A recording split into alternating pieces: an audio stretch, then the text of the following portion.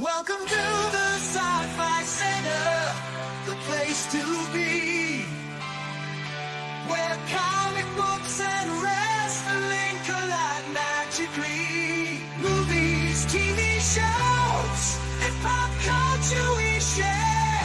Get ready to rock, we're here to take you there. From superheroes to aliens in outer space, we've got the latest news and reviews in our embrace. Turn on your screen, let the neon lights glow. We'll take you back to the 80s. Let's rock and roll. Sci-Fi Center, where the legends come alive. Get ready to geek out, let your imagination fly. We're diving into the past with a touch of modern flair. Sci-Fi Center, the ultimate pop culture lair.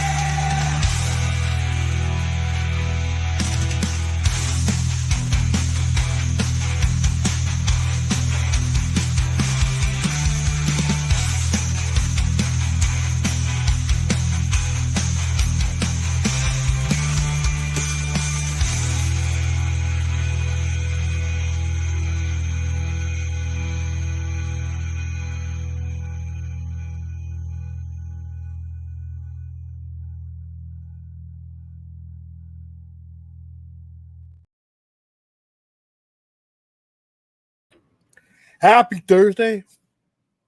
Welcome to Midnight Express. I am your host, William. And what we're going to do for the next hour or so is have a casual conversation, talk about some of the news, lightly gloss over some of the news that happened. Most of it has to do with Disney, Hulu, and ESPN. And the ramifications of that nonsense. And then we'll move on to some other stuff if we have time and if I have energy.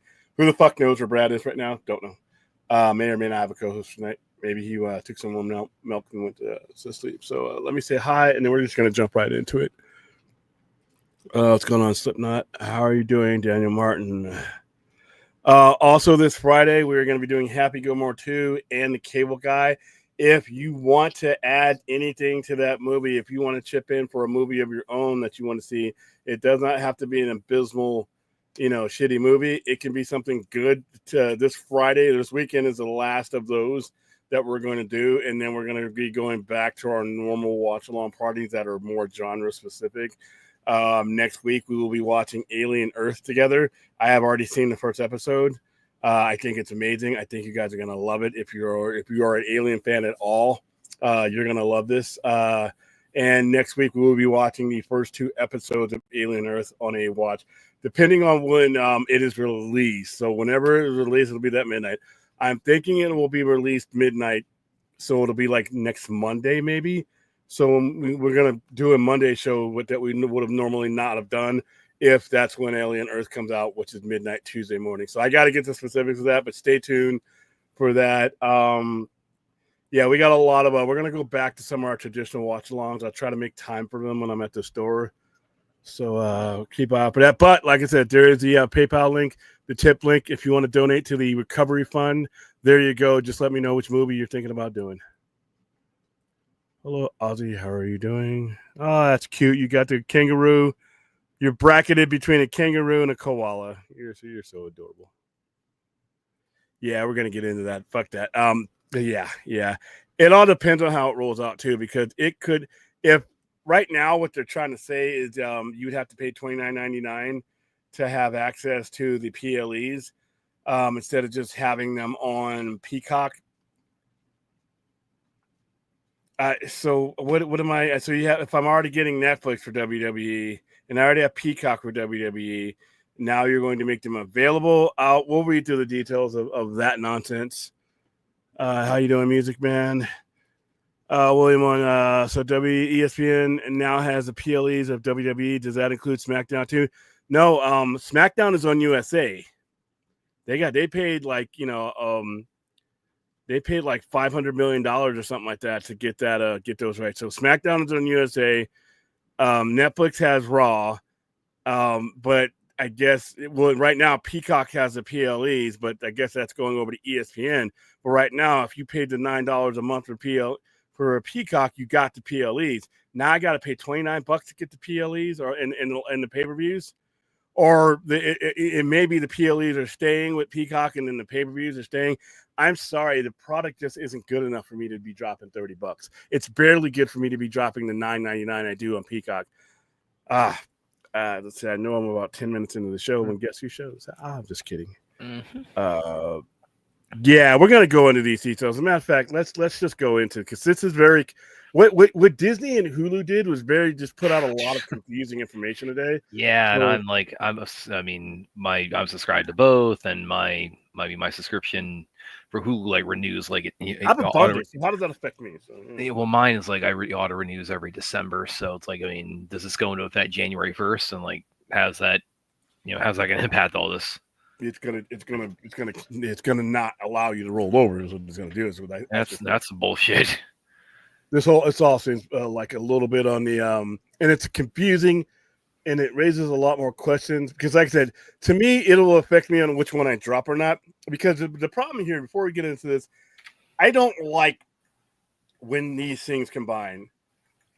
HBO Max did it with Discovery, and now they're undoing it. Because it would be, remember what I said when they were doing this? I thought this was a horrible idea because of the fact that it's the demographics that go to HBO Max. They go there for one thing, and the people that go watch Discovery go there for other. It's not a real good demographic mix-up. Here now, Hulu right now, if you have Disney Plus, you can get into Hulu and vice versa. The interface blows though. When you're going to Hulu to Disney Plus and vice versa, you're getting a bastardized version of it that's not the streamlined versions of each other. So that's why it's always good. Since I have the bundle that includes ESPN Plus, Disney Plus, and then it has Hulu. It has it all for one bundle. So I like to go, even though I can get each one of them on either one, when I go to Hulu, it's set up, its interface is much nicer. It's a lot easier to find. And when I go to Disney Plus for things like from Disney and Marvel Studios, I don't like to go through the bastardized versions of each other. And that's pretty much what you have now. And that's what I'm afraid of, is that they're going to have a bastardized version of it that is no longer Hulu or Disney Plus. And I really like the distinctness of those two. All right, so let's see. Share screen. There we go. This is Curtis. The only time I use variety when it's not an opinion piece because I don't give a fuck about their opinions. Say ciao to the standalone Hulu streaming app. Disney said it's fully integrated into Hulu services, which it owns 100% into its flagship Disney streamer. The new unified Disney Plus and Hulu streaming app will be available in 2026. The company said, according to a Disney rep, customers will still be able to buy standalone Hulu subscriptions as well as standalone Disney Plus fan. Okay, now this is making even less sense for me. Today, we are announcing a major step towards strengthening our streaming offering to fully integrating Hulu into Disney Plus. CEO Bob Iger and CFO Hugh Johnson said in the prepared commentary on the media giant's quarterly earnings. This will create an impressive package of entertainment, pairing the highest caliber brands in the franchise, great general entertainment, family programming, news, and industry-leading live sports content in a single app. The single Disney Plus app with Hulu will deliver an improved customer experience, which will lower churn. That's the main reason why they're doing this.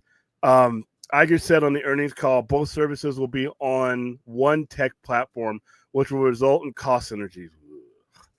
According to Iger, in addition to Disney, which already sells ads for Disney Plus and Hulu together, sees opportunities for bundling ad sales by fully combining them, he said.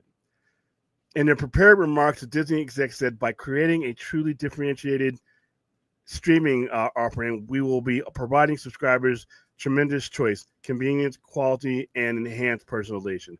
This will enhance our ability to continue to grow profitability and margins in our entertainment streaming businesses through expected higher engagement, lower churn. Once again, there's that term again, and advertising revenue potential, as well as an operational inefficiencies that over time may result in savings we can reinvest back to the business. In addition, Hulu will become a global general entertainment brand starting with the fall of 2025. It will replace the Star title on Disney Plus internationally. Work is already underway to continue enhancing our technology, and over the coming months, we will be implementing numerous improvements within the Disney Plus app, including exciting new features and more personalized homepage, Iger and Johnson said. Meanwhile, Hulu's live TV business will be combined Fubo under a proposed joint this is his name. Under a proposed joint venture majority owned by Disney, the Hulu Plus Live TV and Fubo brands will remain separately sold and marketed. A Disney rep confirmed that Hulu Plus Live will eventually be integrated into Disney sometime in 2026. That's going to suck for a lot of people because I know a lot of people like that as a separate entity. The move to fully so Hulu together with Disney Plus comes after Disney, following 2 years of negotiating, closed this deal with Comcast to buy out NBC Universal's 1/3 stake in Hulu in June 2025. Disney paid Comcast a total of $9 billion. Holy fuck, including $8.61 billion in November 2023 and $438 million this past June. Comcast had been seeking more than $13 billion for the 33% Hulu stake. The final price tag was determined through arbitration by a third-party banker. Disney has already taken steps to integrate Hulu and Disney Plus. In spring of 2024, the Disney Plus app launched full integration, which sucks. It sucks. Which the company has used as a way to convert standalone Disney Plus customers into bundled Disney Plus Hulu subs. Also, Wednesday, Disney announced that it will no longer report streaming subscribers. All right, let me repeat this shit. Also, and this won't be the only ones, by the way. Disney will not be the only ones that actually come out and say this out loud. Also, Wednesday, Disney announced that it will no longer report streaming subscriber numbers to Disney Plus, Hulu, and ESPN Plus, following the lead of Netflix and others.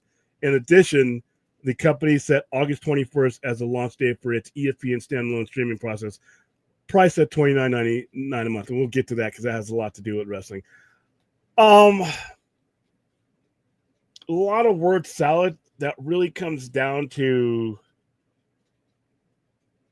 they basically want to consolidate down to one app. What I'm reading, and somebody in the chat can tell me if I'm reading this wrong, is that, yeah, you can currently get these as standalone, but the eventuality is that we're going to merge these things. We're going to merge these things, and they didn't answer the question of the bundle. So what happens to a guy like me who has ESPN? Do I just basically do I stay the same? Is this new service am I going to be herded into this new service for a higher price, or is my price going to stay the same? I didn't see that added in there in the press release. You're automatically saying you're getting rid of Hulu Live, which really sucks because I know a lot of people who use that as their TV service. I know a lot of people who use that as a TV service, and I know a lot of people who use YouTube TV as their TV service as they cut the cord. It almost sounds like cable all over again. If you listen to it, it almost sounds like you're kind of you were led away from cable for years and years and years, and now the sheepdog is saying, "Hey, let's turn around and head back to this." So a lot of that is very confusing, and it just creates more questions. So I guess the crux of it is that we're going to end up getting one app, whether we want it or not. Is that what you're reading into this, Brad? How do you see that? You're muted.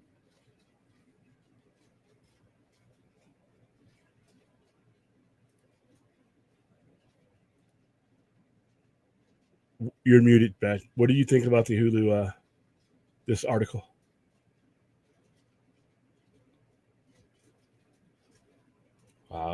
It's like my mom with technology, but except she knows how to do all this. All right, well, we'll wait for Brad to get his sound back.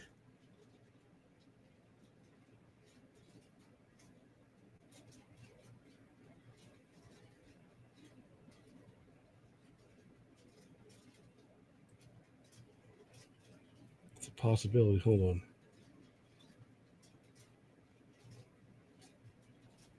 All right.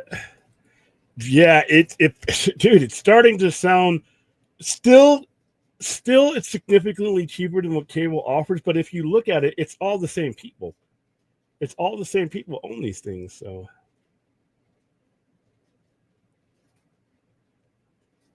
let me see here. think Brad Brad might have been a victim. I'm gonna go send a link to somebody here. Let's see.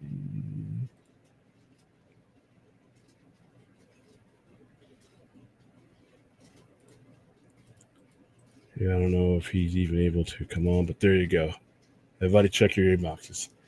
Yeah, it sounds a lot of confusing and misleading stuff, but it sounds like getting rid of Hulu, merging it with this, and creating another service. Yeah, Hulu has the better interface, so I'm not a big fan of this so far. Well, that's a good question, Music Man, because that's what I have. What does that mean for me? And this article really didn't help me. But it sounds like they're just basically going to, from the headline at least, that they're just going to basically fold in. Let me look over this again and see. Yeah, so they're phasing out the Hulu app. They're phasing out Hulu altogether, so Hulu's gone. So a new unified Disney Plus and Hulu streaming app will be available in 2026. The company said, according to Disney rep, customers will still be able to buy a standalone Hulu subscription, as well as so what's the point?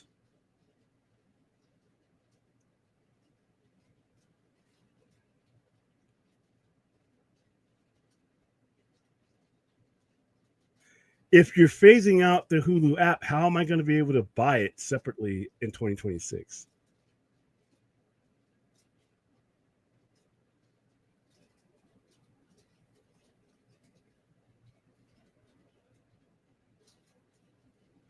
So I'm getting it just that Hulu is gone, and whatever I'm getting, it's going to have to come through. PLE is a paid live event.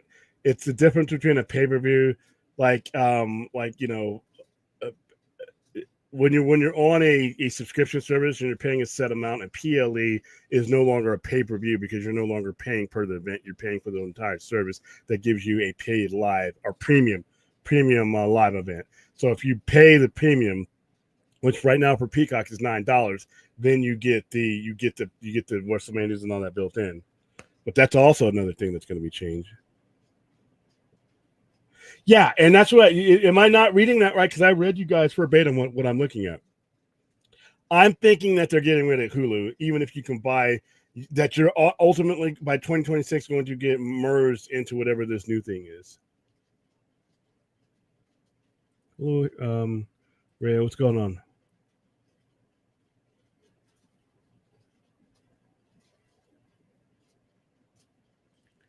Who here used to watch WWF pay-per-views when it was 60? Yep, me. You don't know how hard it was to get the old man to drop that money, man. I have to do every fucking chore. I'd have to do everybody else's chores. I'd have to do anything he wanted just to get one of those, man. And he knew he had me, man. When WrestleMania or SummerSlam would go around, anything I did for money, I had to, until I got my own job. I had to do it because I didn't, before I had a job, I had to rely on them.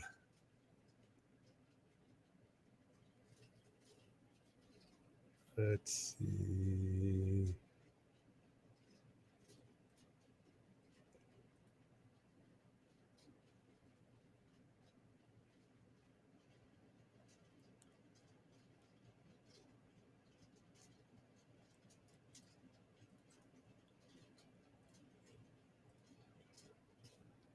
Okay, so that's what I'm seeing there. It's weird to see if we go back to this model since we went forward 2014. Yeah, and that's what I mean. It was a better value because I'm sorry, the WWE product isn't worth me dropping $30 on ESPN.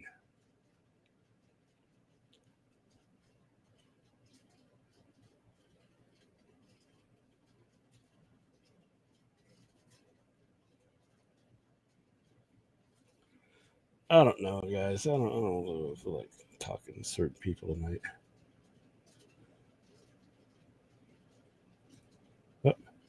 Hey, what up, man? That doesn't look like the gym. Is that the gym? Yeah, man. I'm at work. See, you can't. Well, yeah, you can see one of the gears, the Planet Fitness gears. You see it? Yeah. See my name tag. Yeah. Now I'm at work, man. Oh, so your name really is Anthony. All right. Yeah. What's good, chat? Hey, what's happening now with that? I want to say that I did hear you say something. I agree with you when I'm on Disney Plus, especially at home, if I want to watch Hulu, I exit Disney Plus and just go to Hulu. It's a Yeah. interface. It's a horrible interface. Yeah. So yeah, basically it sounds like they're creating one big app, but it sounds, I mean, in the same breath, they're saying there's going to be, you can still buy Hulu separately and you can buy, but why are you merging the app? Are you basically telling me that, this is going to be until they get this app up and running, and then everybody, if I'm on the bundle, then, like I said, I pay a certain amount of money to get Hulu, Disney Plus, and ESPN. ESPN, and that's valuable for me because then I can watch out of market games. Mhm. But ESPN is NFL and NFL. They got another deal. There's so many backdoor deals that are going on with these guys. They're kind of like limiting the options of where you can go, because I think ESPN is somebody's buying the NFL network. Yes, ESPN is acquiring the NFL network, and it's breaking my heart because ESPN bastardizes everything. Yeah. And so I think one of the main worries with that is like red zone. That's the key for me. I turn red zone on. Yeah, I turn it on at 1 p.m. on Sunday, and my channel doesn't change until it goes off at 7:30 or whatever. So there's talk. They're probably going to put ads in that. I would hope not, but they're going to have to, because if they're going to charge this amount, because now that's going to be part of the $29.99 service, and then ESPN now has a stake in the NFL, which I think is fucking dirty. But and that's the last thing I need. Is those greedy bastards to be in bed with each other like that. So it looks like we're gonna have I don't even know what it's gonna be called, but this press release didn't make any sense, because like I said, if you just want Hulu and don't want anything to do with anything else, are you gonna have that option, or is that just a definite line that's like, okay, for now type of situation? I'm looking over the article again, and I don't see. And I'm reading what they're saying. So the new unified Disney Plus and Hulu streaming app will be available in 2026. This is basically in 3-4 months. The company said, according to a Disney rep, customers will still be able to buy a standalone Hulu subscription as well. Or not? This is what I don't understand. So let me see if I can find. By the way, I was going to Anthony, and you got a question in the chat from Droga. It's are you wearing a shirt in a sauna? I think he only puts on a shirt, because he's on this show. So I'm working. Yeah, no, there's I agree. Only like one other person in here right now, but go ahead. I agree. It makes no sense, Music Man. Okay, Hulu, Disney. I thought I picked the. I thought I picked the best article, but nobody. Okay. All right, so is Hulu shutting down? Hulu isn't shutting down. What's going on with Disney Plus, Hulu, and ESPN? All right, here we go. USA Today, so it's not like I'm losing from JoeSmuck.com. Don't say goodbye to Hulu just yet. Disney isn't axing its streaming service like some reports suggest. Like they suggest. They fucking just, never mind. But the company will further integrate Hulu and Disney Plus in 2026 amidst rough terrain in the streaming business. What's so funny? Oh, yeah, there you go. My bad. It's hard as hell doing that shit from your phone, man. What was that, Brad? Oh, you just said like, you read an article and said, it makes no sense. I agree. It doesn't. In 2026, much to rain in the streaming businesses during an earnings call Wednesday. All right, this will create an impressive package. All right, blah blah. We already read that. All right, Disney confirmed to USA Today. This is after this article we read, that Hulu is not going away. I may have just wasted 20 minutes of my life. I won't get back. Hulu and Disney Plus will continue to each be available to purchase as a standalone. This is stupid products, but both apps will be rolled into a vaguely described universe. That's kind of like what we got now, where you have shitty access to each one through each other. So what's that? That's not changing. Next year, now Disney officially owns Hulu. After years of back and forth, the details that who cares? Who cares? While more specifics about the new app integration were not available, well, then why the fuck do you have the earnings call? Iger or Disney, the company has slowly gone about bringing Hulu and Disney Plus. Okay. All right. Disney also revealed August 6th that its standalone ESPN streaming service will be available on August 21st for the previous announced price of $29.99. Now, that shit better stay part of the bundle. I am not paying $29.99 for $30 a month. If they remove that from the bundle and that's what this leads to, fuck them. Which one? No. ESPN.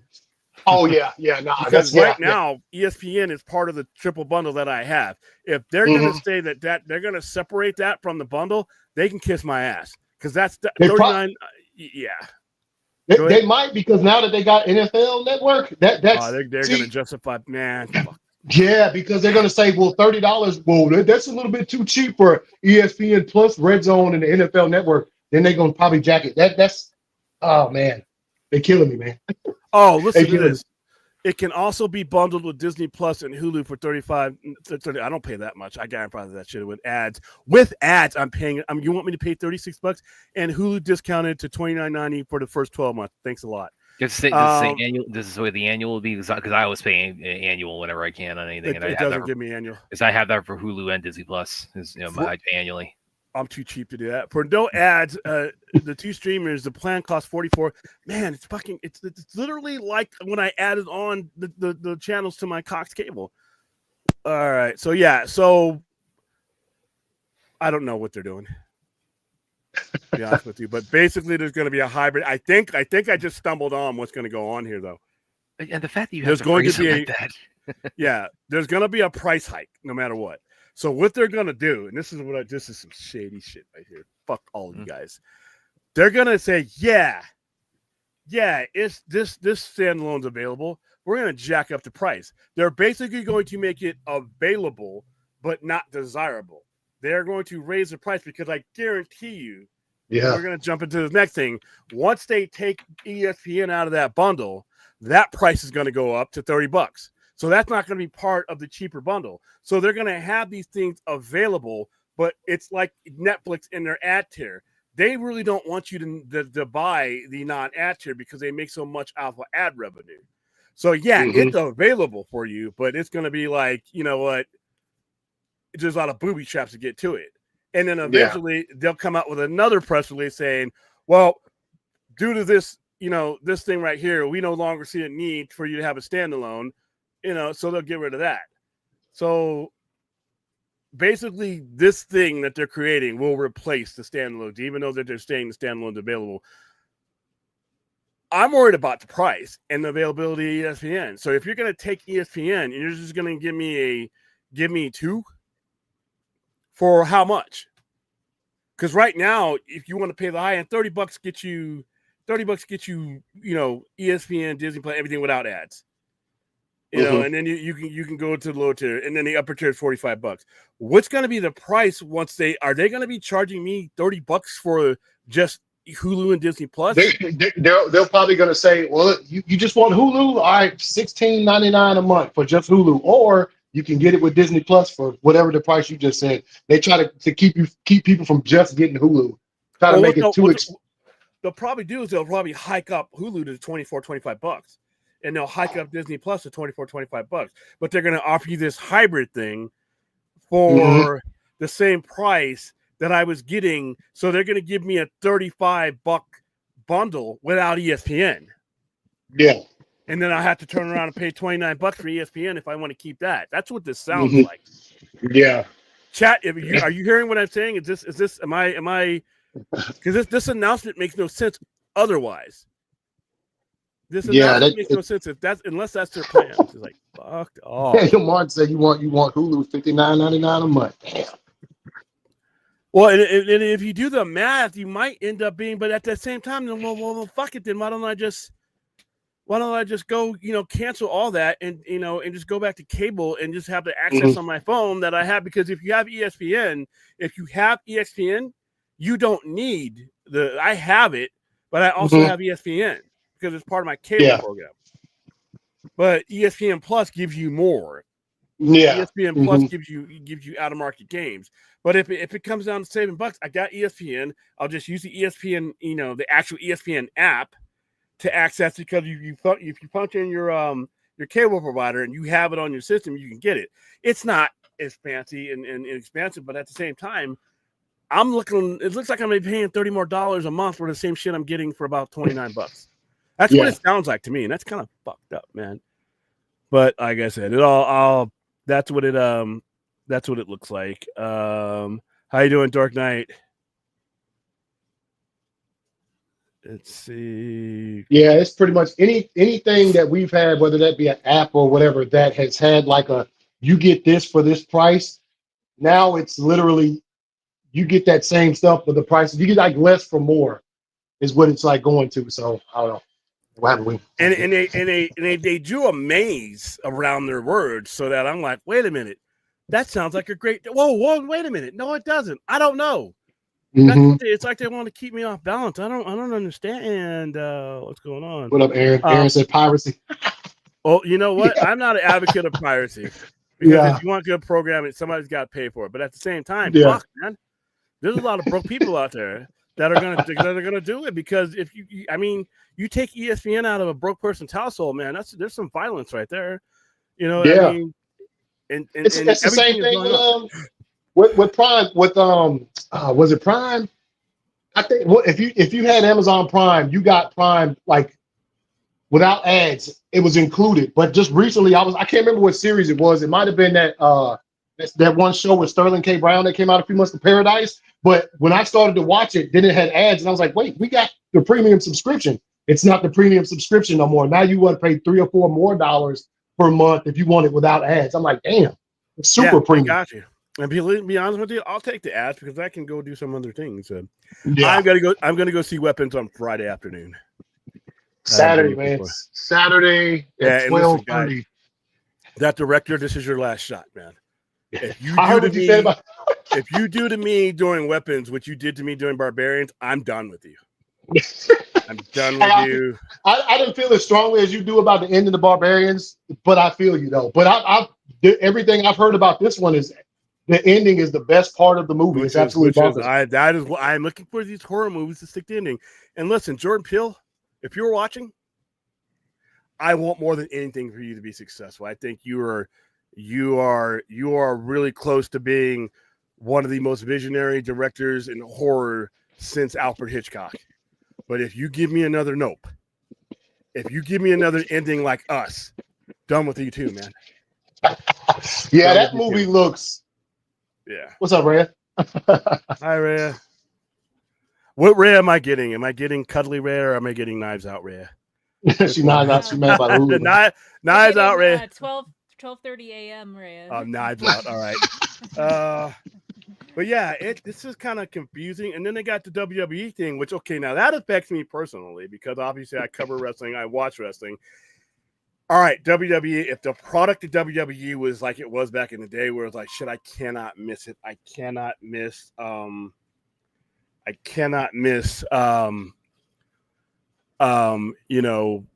this pay-per-view, then maybe. But right now, with the product being where it's at, I'm sorry, I can't do it. I can't do $30 a month. I can barely justify the $9 that I'm going to now. To be honest with you, it's just not that good a product. So now let's go to the WWE part of this, which basically is all part of the same earnings call. So they got together and put on the ski mask and said, we're going to get everybody's money and you're going to give it to us. They were very confident. They're like, you're going to give it to us. We know you're going to give it to us because you snort up this wrestling stuff like pure cane. All right. ESPN is getting into the wrestling business. They sort of already been, but cable network announced August 6th that its platforms, including a new direct-to-consumer streaming service, will serve as a domestic home for all of WWE's premium live events or PLEs beginning in 2026. Like literally 2026 is already here, basically, guys. The programming includes WWE's marquee event, WrestleMania. Of fucking course it does. As well as other live tentpole PLEs like SummerSlam, Royal Rumble, Survivor Series, and Money in the Bank. WWE will continue to produce the PLEs. Of course, they'll never give up that. The direct-to-consumer service will stream all of WWE's PLEs. Select events will be simulcasted on ESPN linear platforms. Now, my question here is somebody who's already paying for premium ESPN. Do I get that, or do I got to not only pay for all this stuff, pay for Netflix if that's what I was doing with WWE, and then pay for this on top of it? I don't think so. ESPN's acquisition of WWE's PLEs appears to be a natural fit. I don't think so. WWE has an immense, devoted, and passionate fan base that we're excited to super serve on our new ESPN DTC platform. ESPN Chairman Jimmy Pitero said in a statement, this agreement, which features the most significant WWE events of the year, the big ones, bolsters our unprecedented content portfolio and helps drive our streaming feature, basically robbing people.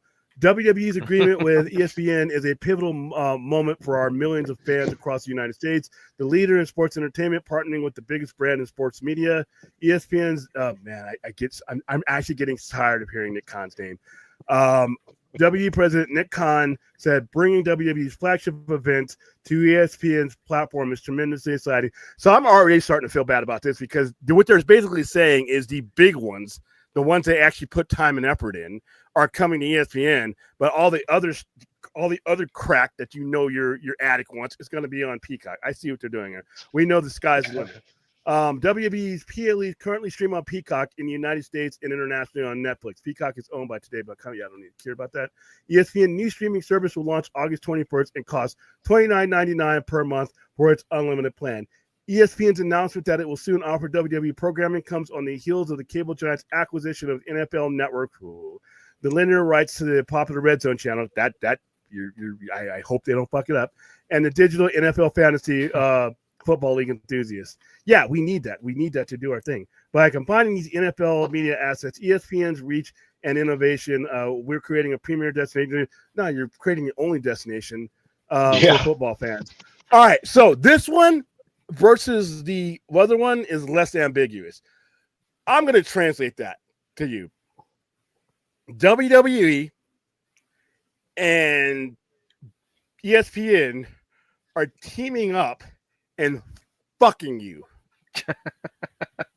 because they're basically saying that, okay, so all the major ones, there's only 5 majors. Now, let me, I don't only have 10 fingers on the thumb and all that stuff, right?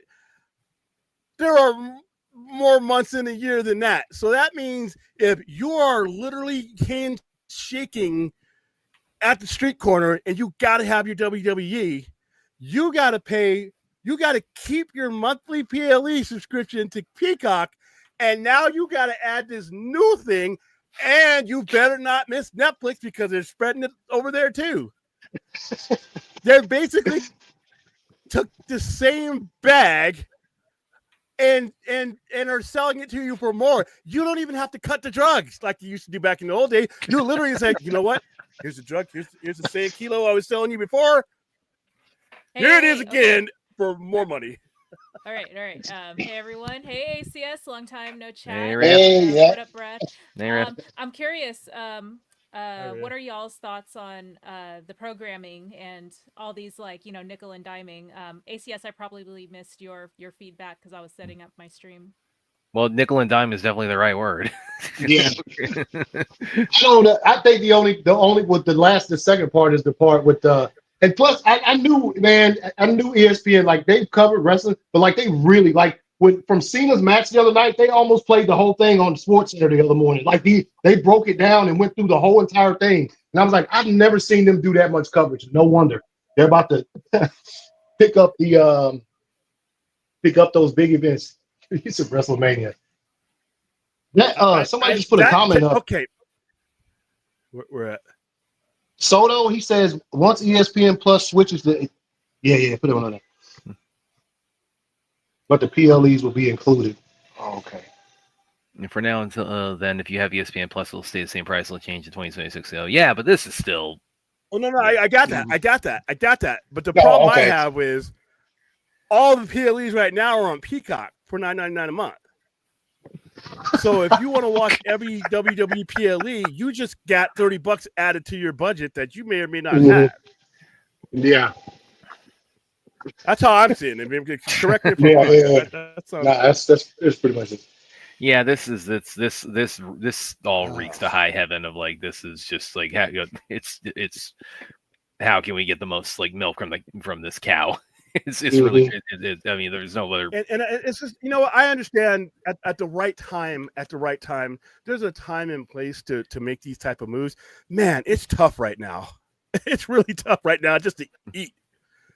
And you're just barely getting the entertainment value. And now you just had $30 might not seem like a lot of money to some people, but $30 is a lot to me. I mean, well, let me ask this. So it's basically like $30 doesn't sound like a lot for all the value you're getting, but you're really only getting value from the stuff you care about, which is very event based. So and it's not like every month or every week there's an event. There's like maybe one or two every few months that you actually care about, but you're still paying that $30 per month. Is that basically the long version or like the short version? And what they're doing is they're taking the things that you out of the 12 events you get on Peacock, and that included WrestleMania and all the big ones that they're taking away. You got it for $9.99 a month. As long as you paid that, you got that for that same price. And that's what made it affordable. Now, what they're doing is they're taking the big ones, the most popular ones of the year. They're taking that out and they're putting it on this service that if you want them, you have to pay an extra $30. At the same time, that one that you used to get all 12 of them on, those are going to have 5 less. So if you want them all, if you're an addict and they know they're fans, they basically just added $30 to a budget. It sounds like kind of like it's being presented. It sounds to me like in kind of like an underhanded way. Like it's being presented to the consumer as almost like a way to say like you're getting more bang for your buck, but also we're getting more banged. But you're getting banged more for your buck, and it's like we're getting more of your buck for it. So hey, I got to bounce, man. I appreciate y'all having me on. You just want to take your shirt off. You just want to take your shirt off and roam. I understand. It's almost 4. That's the gym can start getting busy at 4 a.m. All right, man. Well, stay safe. Y'all take it easy. See you, man. Yeah. To me, I think when you give more people volume for what they're paying, you make life easier on everybody around. You endear your customers to stay with you, and you make it easier for them. And when times get better, then you can, then you've got that faith and loyalty, and you can start. This to me is eliminating options. I don't like when options are eliminated and ones are presented to where it's like, okay, you want to watch WrestleMania, the biggest pay-per-view of the year. You got to increase your budget. And right now, like I said, people are cutting the cord and going to streaming for the exact reason that they're now, they're being faced with the same type of decisions that cable was giving them. Yeah, well, it's part of the reason why all the streaming platforms I've got. It's like if I have the option to have an annual subscription renewal, I take it because it's like we really got to do that with any pause. Keep your thought. Please don't make me regret this. Go ahead, Brad. Yes, with any kind of bill, it's like I if the option to have it set up annually I always take it because I find like in the long run, like monthly, it's like that saves you money. In the long run, and then and just on a personal level, I just kind of like the idea of like, okay, I pay. It's like, okay, now go, leave me alone. You don't have to worry about. But a lot of people can't afford to do that. Yeah. Sometimes people are like they can't keep it on a monthly basis. Sometimes the churn rate happens because it's food or Netflix, literally, or gas or HBO Max. So when you have these things like this for the PLEs and you're getting that kind of value out there. So now what they are doing, and this is a problem I have, they are creating an infrastructure that now has to be paid for so that they can have leverage in the market. And that's a problem for me because, like I said, you always want to think of the lowest person on your food chain. Broke people drive retail. Most people are – go ahead. So there's still ad-supported tiers, right? Right now, I don't know if that's going to be the case. I think there will be because they want to double dip. They love that ad revenue. So I'm gonna guess yes, Ray. I'm gonna guess yes, but I could be wrong. Okay, so I'd say so probably too. Yeah, that's what I'm thinking as well. And you get the cable experience, right? Like currently you're watching those other events that aren't currently bundled in on a cable service, or where are you watching? No, it's another streamer. It's a Peacock. It's the other streamer. So you have to have events anymore? No. You have to have. That's what I'm saying. You have to have Peacock to watch any WWE PLE. So now you have to have Peacock to watch it, but they're taking out of the 12. They're taking 5 of them and they're putting them here, and then they're saying, "Hey, give me $30 more." And I'm like, "Damn, dude." Got it. Okay. Yeah. I'm just curious. So if there is an ad-supported tier, let's say $19.99, still hefty, but at least $10 cheaper. Like, what is your, what do you think is a consumer-friendly price range for the value you're getting? No, unfortunately, nothing they can deliver because of once you breach $19.99 for these things, and you have that separate thing over here that's unconsolidated with the 30. You're already there, but they won't do that because, like I said, with ESPN, the problem is they acquired the NFL network, they acquired these things, so they're demanding that you pay for that infrastructure so that they come out on top. So even if they give pick you and choose, like, let's say you don't care about football, like you just want wrestling, you can't build your own streaming exactly service. a la carte, Yeah. like they started with. Remember, the whole streaming thing was so convenient, right? Because you could do that. Now they're like, fuck that. You're paying for my NFL whether you watch it or not because you want that wrestling. You're paying for that NFL because you want that. It's now it's robbing Peter to pay Paul.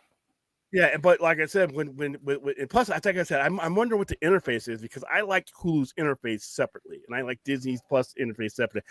When I have to access them through each other, it's like that bastardized version of like when Amazon does it. Like Amazon would have stars in their channel. I hate Amazon's interfaces to those add-on channels. I would rather just have those separate apps. But at least Amazon, you can access just a movie that way. Here, it's everything. You don't have anywhere to go if you're in there. The two biggest things out there right now are NFL and wrestling, and they got them. Go ahead, for. Oh, no, nothing is a la carte when you're out of options to places to go. Yeah, that's it. Okay. It's what's on the menu. Whatever we want to give you. Like when you were a kid in school or when you were a kid at home, you ate what your parents gave you. You just starved. It's like. I guess like I'm a little ignorant and I'm trying to play catch up with y'all about streaming services because I end up paying for them for my family. So then it ends up working out because like there's 3 people including myself who can use it, but because everyone gets their own account and their own recommended feed. So I guess like everyone's getting value out of that. But for y'all who are basically like besides fourth, like single person households watching what you want to watch, would you say like that's kind of the core demographic? Because I don't know if there's like most households have multi-person wrestling aficionados or anything like that as far as the distribution of people who watch this content versus like their core audience of like, let's say, the nuclear family of 2.5 kids and like 2 parents or something like that, Well, the vast majority, according to their demographics, is what they're going for is a family household. Because what the family household allows you to do is it gives you, if you're a family of 4, there's 3 other different reasons to keep the service besides you. You got the sports, the kids have the kids shows, the women, and so that's they're aiming for that, and that's what they're doing here. So they got you. Yeah. They got you, yeah, and now they got you, and you have nowhere to go. There's only one dealer now. You can't say, "Well, dude, that's not good. I can get a price down at a different corner." Nope, we got that guy too. And when there's one dealer, there's a word for that. It starts with them. Yeah. What, Monopoly or something cooler? No, yes, Monopoly.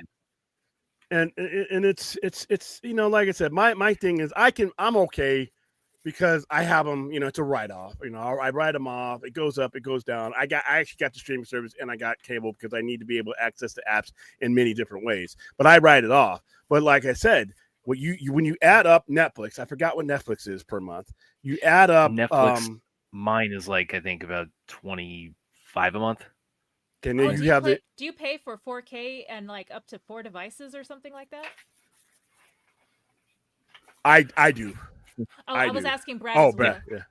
Oh, yeah. Well, I don't pay for 4K, but I do pay for multiple devices. Okay, I think I'm paying that as well. Other question. Okay, so I know this isn't like directly related, but I just saw that the Skydance and Paramount merger just happened. And I'm like, okay, next thing, Disney's gonna buy them up too. So then, like, you know, it's gonna be a $40 per month service. Yeah. So I don't know. That's what I was just, you know, thinking. Like all these mergers that are happening with streaming services. At what point are you just paying for cable with no ads, or like no, even ad supported tiers too? Yeah, because ad supported tiers are there. I don't know because well, what's going to end up happening is the difference between cable and streaming is that there are still some options, and the option is not good for one any given streamer. Is that they drop one. So whereas cable, I can come down the channels and things like that, but for the most part, the package is what it is because you're forced to have A&E, you're forced to have anything that's part of their contract. But with streaming, if I got 4 streaming services and I can only afford one, 3 of them have to go simply because of finances. So what you're going to see is it's going to be dog eat dog because somebody's going to lose out. The American consumer can only afford so much, and you might see a swing back to linear cable or just outright, limiting just a single streaming household, which is going to suck. I know that cable is getting phased out, but I know that providers like Spectrum and Comcast and AT&T, they still do the whole like, you know, phone and cable and So I have HBO Max. digital Yep. box, you know, bundles or whatever. And I'm like, oh, you can still bundle in like your house phone too. So like, I don't know how long these like legacy services will start looking more attractive, I guess, because you can at least bundle in more utilities. Whereas with like the streaming services, all you're getting is that content. So do you feel like there'll be a resurgence in folks just saying, well, I just want to I can just bundle my phone bill if I transfer over to like to Xfinity Wireless, for example, then I get my cable and like my internet all in one provider, and I'm paying what, like 150 or maybe like 170 a month for all of them. I don't know, like, you know, do you see like, you know, maybe that pendulum shift? Either that or they're going to have to provide, either they're going to do that, people are going to do that, or they're going to have to, the providers, the streamers are going to have to give you more than what they're going to give you with these deals. This deal sucks. I'm sorry. This deal really sucks. But okay, movie Disney Wireless. Yeah, but here's another thing. Now this leads to something else we've been talking about for a while. Now, if you're the studios, because the studios own the streamers, the people who make these comic book movies and all these big tier movies, for the most part, they have the larger market share of the big budget movies. So we're talking about Disney, Warner Brothers, Paramount. So we're talking about basically those guys. Remember what I said, earlier, when the value for their dollar, where the value for a movie for them is, it's on either their POV platforms or their streamers. Now that movie, you can forget about extended windows in the theater. That's done. You might as well go about to walking around your house with a candle to light the place than you are getting back to that, because that's not happening.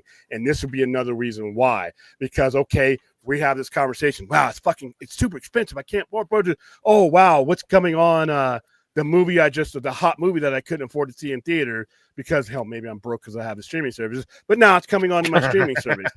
So now you're talking about backloaded value on these things. So you're going to start seeing the 35. You may even see a 30-day window for some of these hot movies. And it won't matter how much the movie is making in the box office, because the streaming service, if you're making $1 billion, $1.2 billion a month on a streaming service, there is no movie that can give you that. There are no set of movies that can give you that annually. So maybe this is where we get a better value from the streaming services, because we're going to get movies 30 days from the theaters. Well, and that, I mean, talking about like, if you talk about like the window being shrinking to 30 days, I mean, that's like the window in its totality. But like really, like realistically, for most people, the framework of that, like the window might, on the paper say like 45 days, 60 days, but like most people are going to see that within like 14 to 17 days. So for like a 30-day window, that's probably going to be like most people seeing like an 8 to 10 day time frame. Quick question. What do y'all think is the reason why Netflix doesn't do these buyouts of different streaming platforms? They don't need to. Yeah, pretty much. Because I'm not trying to be flippant or just, but they don't need to consolidate their marketplace because they own their marketplace.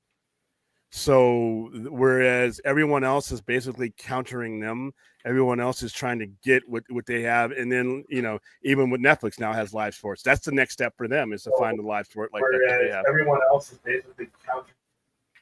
So they don't have to consolidate. They're everybody's really, because they started all this. So right now with the revenue that they have, they pull in so much money a month. They never needed to consolidate. They were never hemorrhaging. The only reason Netflix hemorrhage because they spend so much money on their content, but they get that money lent to them, and their lenders are like, "You're pulling in how much a month? How much a year? Yeah, we can still finance you." Go ahead, Forth. No. Oh no. You go ahead. But no, Netflix just doesn't need to at this moment. Well, no, it does. And by the way, it's like I can see in the comment, like my somebody from last night took William's advice about renaming, and oh, what is it now? You what can is call it him now? The artist. It's calling. I mean, at least it's not Brad's colonoscopy now, but I'm not pulling the comment up. I just he's there, just so everybody know. Sorry, Brad, go ahead. Well, I was gonna ask William, was like, does like everything you're saying there as far as like the window shrinking and do you think that that framework or that paradigm shift does that alter in any way like greenlighting decisions for like the studios, like for like what they decide they're going to make? I may be alone in this. I think it gives them the safety net to do so, because it just gives them that parachute to say, okay, first 2 weeks it didn't appeal, whatever, but when we put this on here, retention of their streaming service, they're spending all this money to try to basically retain you. They're putting some stuff on here so that you don't leave. So if I'm making a movie and I'm going to spend $200 million on a movie, the movie making $200 million back or whatever this is, that means, yeah, that's great. But I got the streaming services that pulls in so much money. I need you to stay there, because not only am I talking about the raw revenue from the streaming services, the investors see that raw revenue and then they want part of it, and they add to the value of your company. So yeah, I think that just says, you know what? If you talk to the bean counters, like, hey, that's too much money for a movie, but hey, look at the revenue.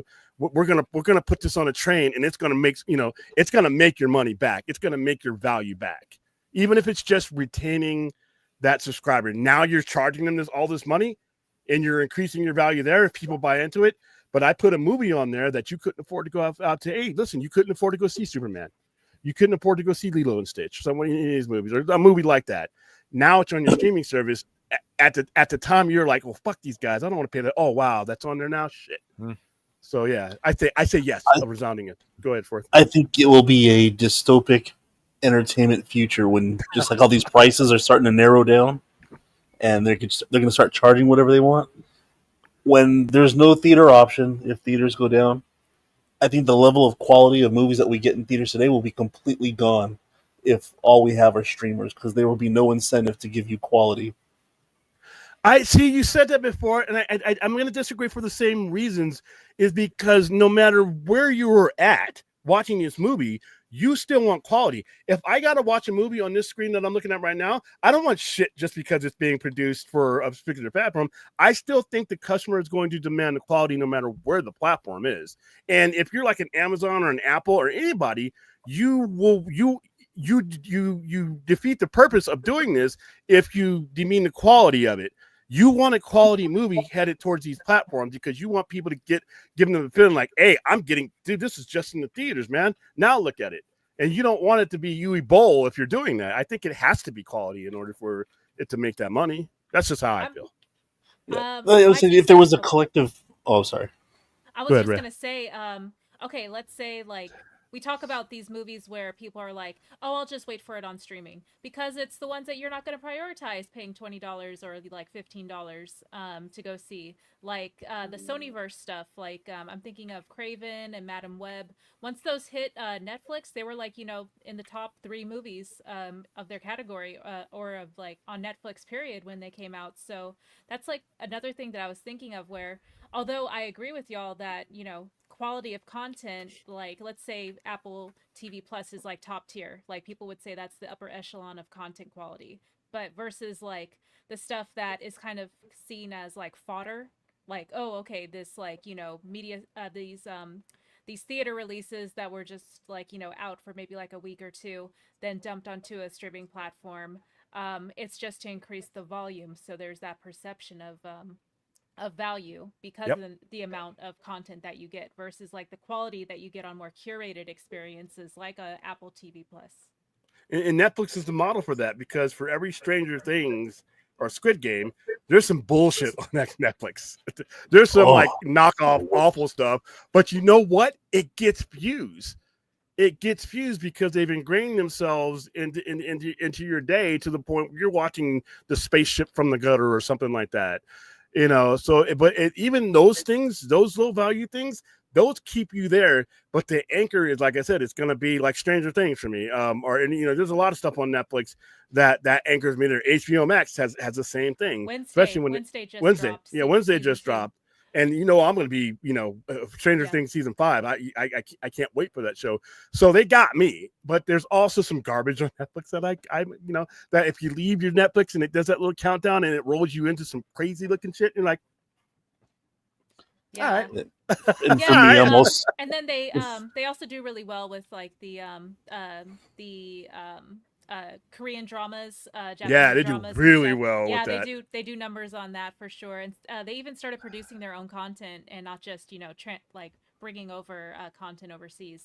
But my next question was, so how Discovery and WB are splitting again, at least like as far as like the Discovery content versus like the HBO streaming content. And I'm wondering if they're going to go back to the Discovery app and then like the standalone HBO app as far as like dividing that content access. So I think that's the used plan. to be. Yeah, I think that's the plan, because if somebody were to purchase one of those entities now, that would be something that they would want that streaming app. Right? We already know we're going to have HBO Max. We got that.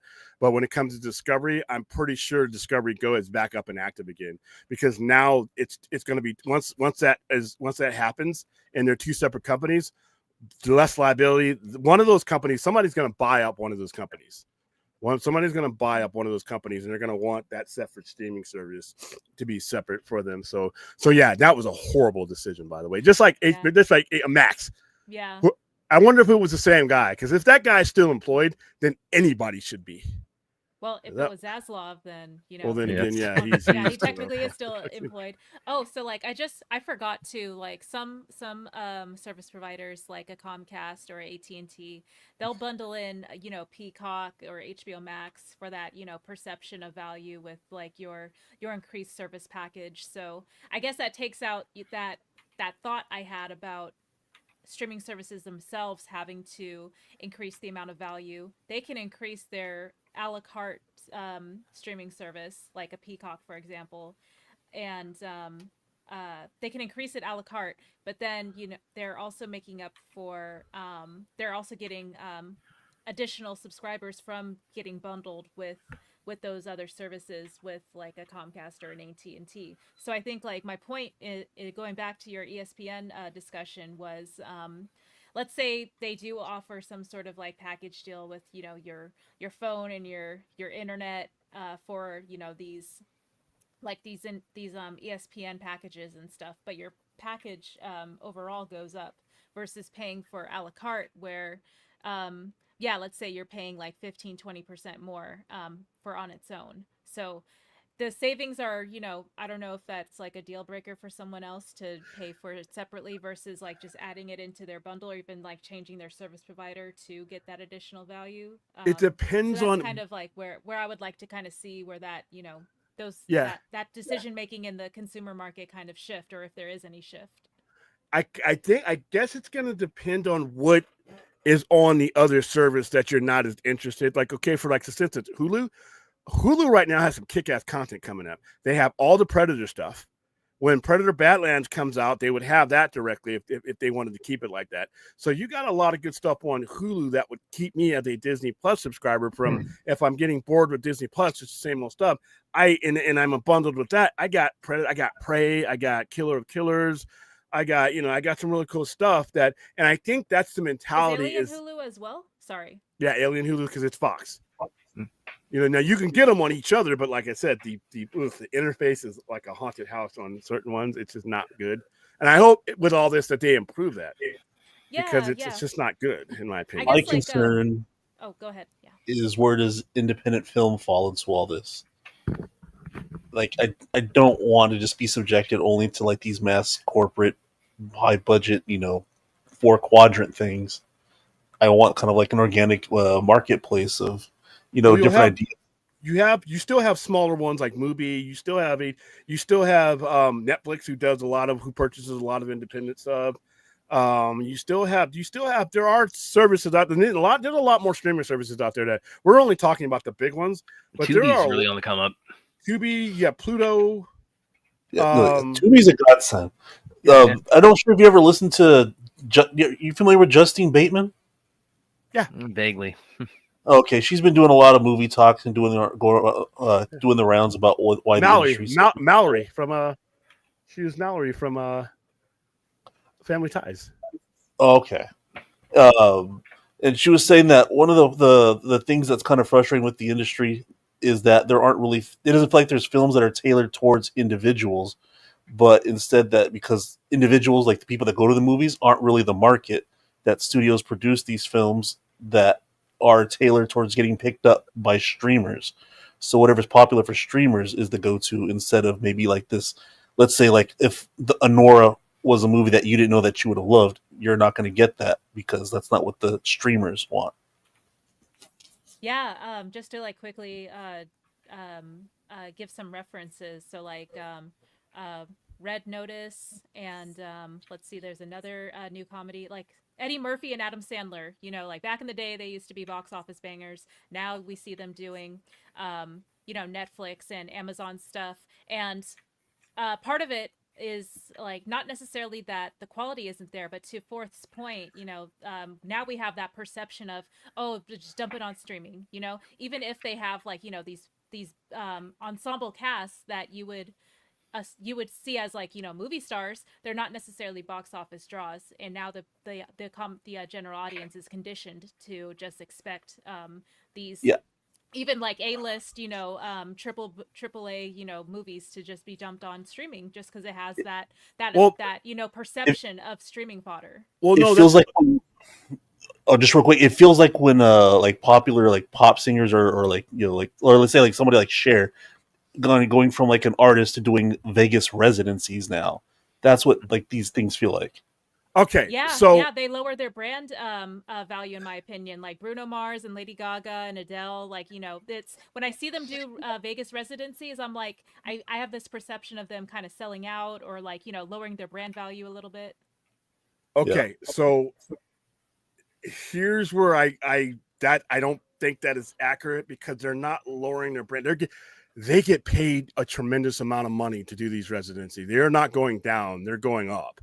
Now, when it all, in my opinion, it depends on the mission of the person doing the hiring. Beverly Hills Cop could have done okay in a theater, but Netflix wanted that attraction for their platform because they wanted to bring that crowd to the theater. Same thing with Amazon with Roadhouse. That could have done just fine in a theater. Amazon wanted it for their purposes. So it's not so much that it's lowering their brand because they're getting paid the same amount of money as they would if their movies were going into the theater. They're not taking a pay cut. It's just that it's a different mission when you're Amazon because I want you coming to Amazon.com to buying the pots and the pantyhose. And then when it comes to Netflix, I need a big name for you to get on. Same thing with Apple. Apple paid a ton of money for a Killer. I think it was Killer for the Flower Moon because that was a big high quality hit. That would have done okay in the theater without them, but they wanted that value, so they are keeping the value up because Eddie Murphy got paid the same, and that movie was produced the same way as it was for a theater. But the mission of the people who produce these things are different than a studio sending it straight to you who has nothing else to do, like a Warner Brothers or a place like that. It's just a value thing. I would say it's not about the money, but like it's almost like what comes through from like the passion of the starving artist, right, versus somebody who gets signed on, or even about the dough. It's college about football versus pro. One at a time, guys. Like college, what people see in college football versus pro, when you say like when I describe it as a residency, it kind of feels like, yeah, the money's there definitely in both examples, but it kind of feels like they kind of put themselves out to pasture, and these aren't really like they're trying to win us over. It's like they got us in the bag, just produce this stuff. Well, no, because Lady Gaga is at her prime. She's still selling as many albums as she ever did. She did a residency here in Vegas because Vegas saw the value in her, in the attraction in her.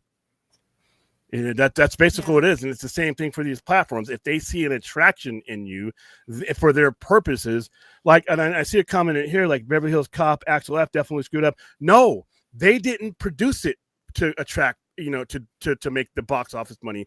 They produced it to bring that box office type of prestige directly to them so that you will subscribe to their channel. So it's just a different mission, I guess, I think like for the short-term games, like just to kind of like to hatch on to Forrest's point, the short-term gains of getting like, maybe like a few, tens of thousand or maybe even like 100,000, growth in subscribers for that month or two for that Axel Foley movie. In the long run, if we wanted to see like even more, a Beverly Hills Cop, successor films or, any other sort of like content from this actor, let's say, the brand value of, okay, yeah, like this Eddie Murphy or this Adam Sandler movie, there's no point in putting in the theater now because like the brand recognition is now aligned to it being a streaming property, as opposed to the long-term like legacy perception of it being like such a pillar in comedic filmmaking. Now it's just reduced to being seen as like, oh, Netflix, 5 years ago I would have said franchise. that. 5 years ago I would have agreed with that, but I think the perception, especially of the generation that's coming into movie going, that line is blurred for them. It's about affordability. It's no longer where they're seeing it, it's where they can afford to see it. Netflix doesn't have, like I said, there was a time to where if Netflix or any of these streamers made a movie, it's like, 4 or 5 years ago I'd have been like, yeah, that looks like shit, they're only doing it. Now they are spending the money because they know the financial situations of their subscribers because they survey them, but they want to bring that quality. They want to bring a Martin Scorsese. They want to bring that level of auteur to their streaming. And I think names, if they're a high-end name, they're a high-end name no matter where they are or when they are. Now, 5 years ago, that wouldn't have been the case, but now with every major streamer upping their game and upping their production value to these things, now I think I don't think it's perceived like that anymore as much as it would have been years ago. Here's another example. I'm sorry to like bogart the discussion, but Yeah. I'm thinking of other points. So like Guillermo del Toro's movie Frankenstein, I feel like is the biggest like egregious example of like this legitimately belongs in, like I would even argue objectively this is a theatrical experience, but it's getting dumped onto Netflix. And I'm like, okay, Del Toro, like you were just at Comic-Con talking about the integrity of, the creative, the creator's, voice in keeping narrative filmmaking and art, alive. And now like I kind of feel like he sold out a little bit by, making his film exclusive to Netflix. Okay, but did he though? There's this perception of accessibility which Netflix does, provide, but to the point that we're also making holistically about these streaming services becoming more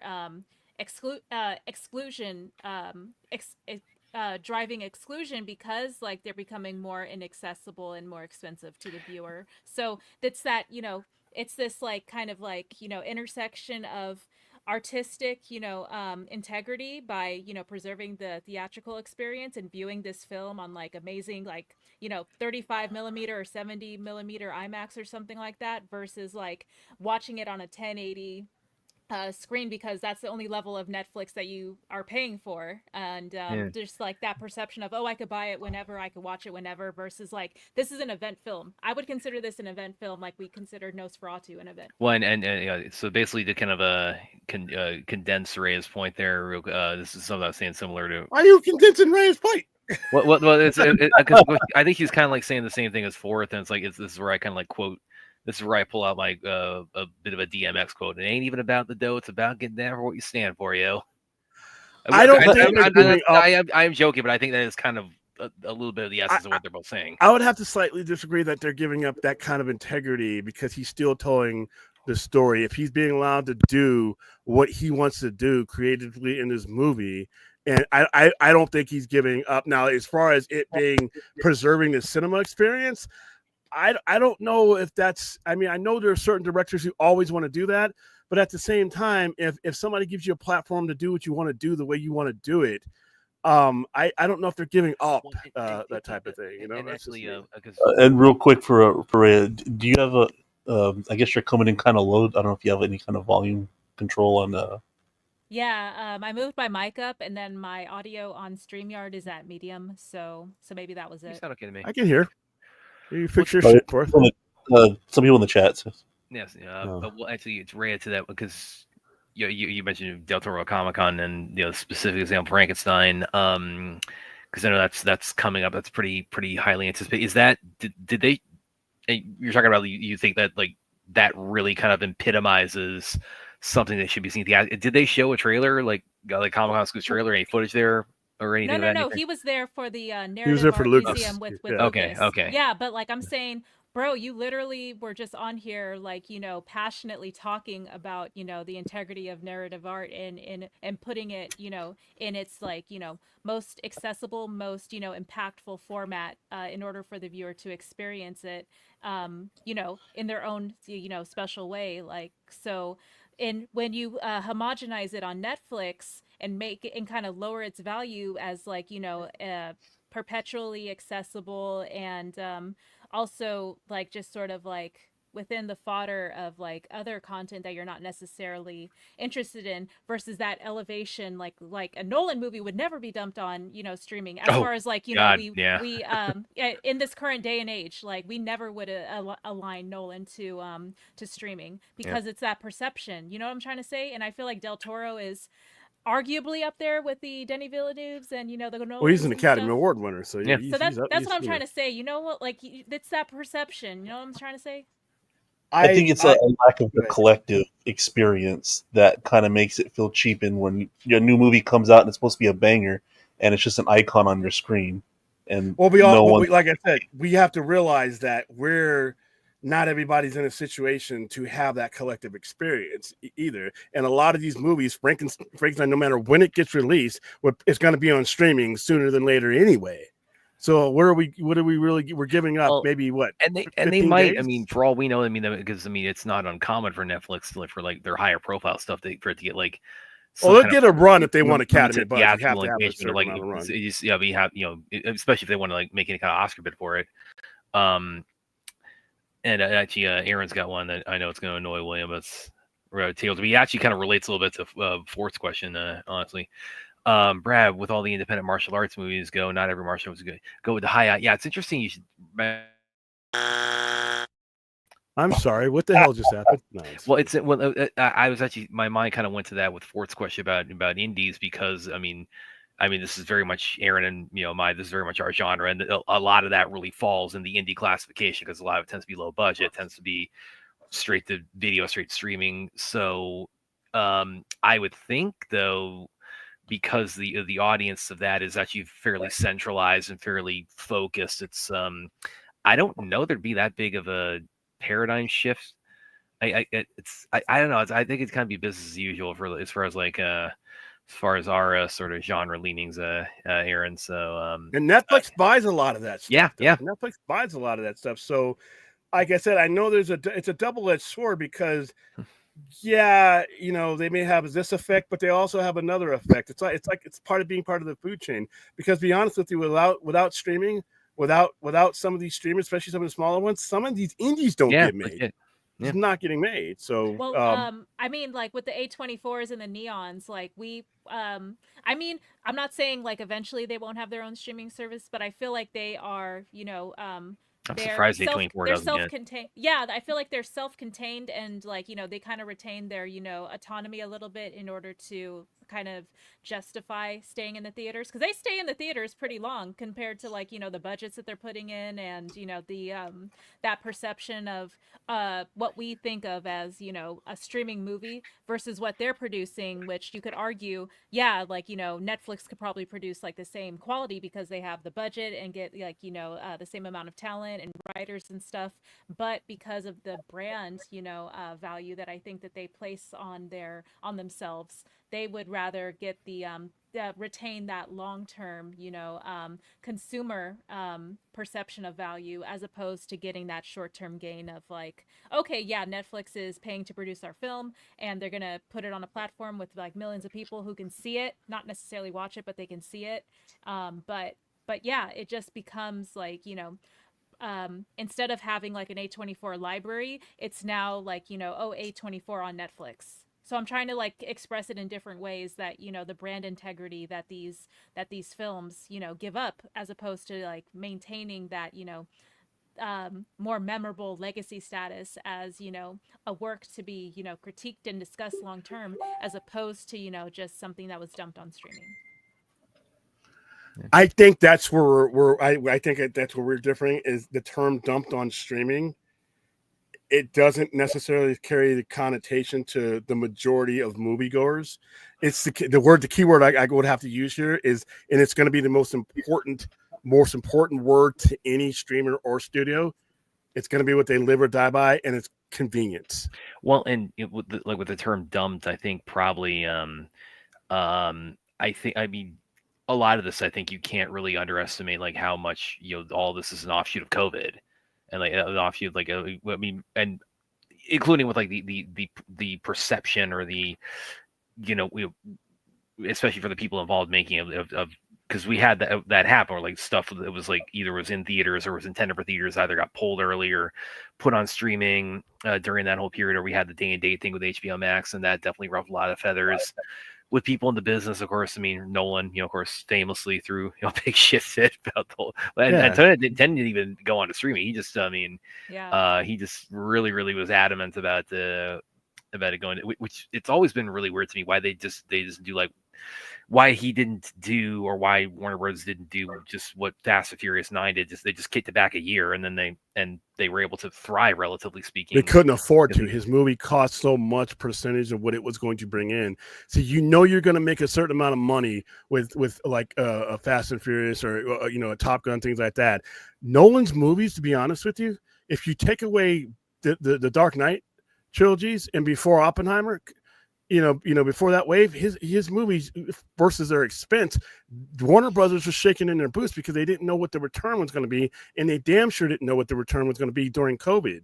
They really did not want to put that movie in the theaters at the point that they did, because they knew they were going to get their nuts ripped off financially, and they did. Which they did. I So still remember to this day being in the theater late August with like the crime scene tape on like every other row, and a handful of other people. Like, I mean, there were like maybe, if I'm the big assessment I could give, there was like 6 other people in the theater with me for Tenet. Yeah, there was no one in the theater.